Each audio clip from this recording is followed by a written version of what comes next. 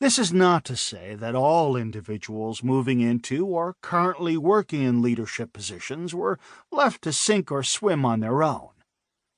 There are many organizations that have top-flight programs and proven track records of increasing their leadership capacity and subsequently their profitability.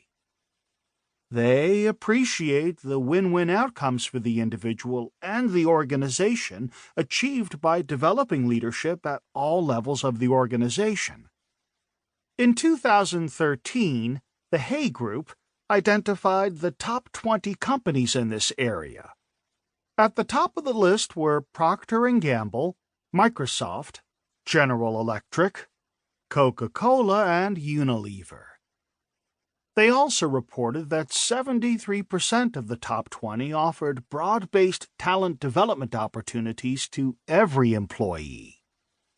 These companies and others like them see leadership development as an investment, not an expense.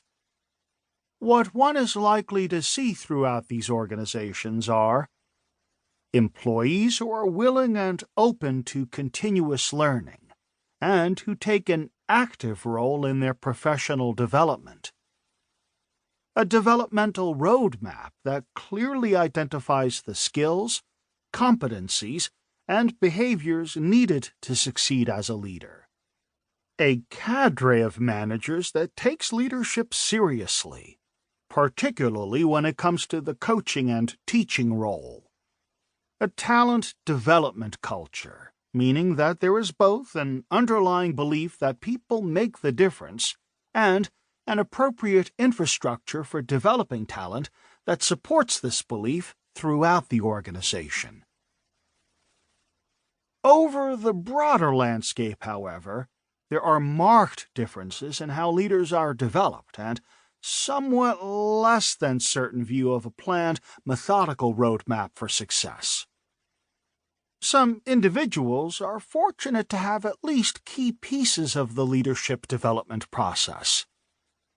For example, maybe you have a good manager as a teacher and coach, and a clearly defined succession plan with developmental assignments and opportunities that await you.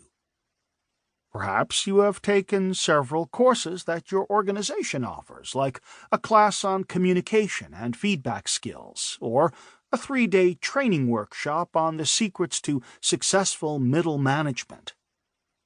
Maybe you've had an opportunity to take a college course or enroll in an MBA program with financial assistance from your organization.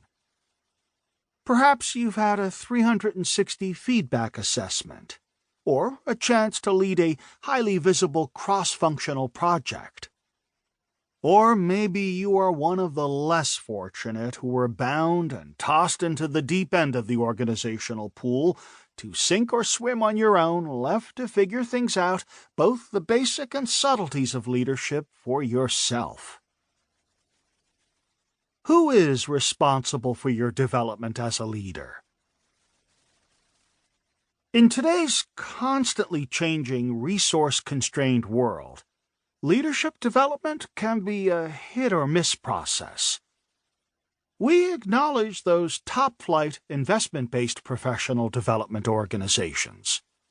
Yet there are others who see leadership development as an expense.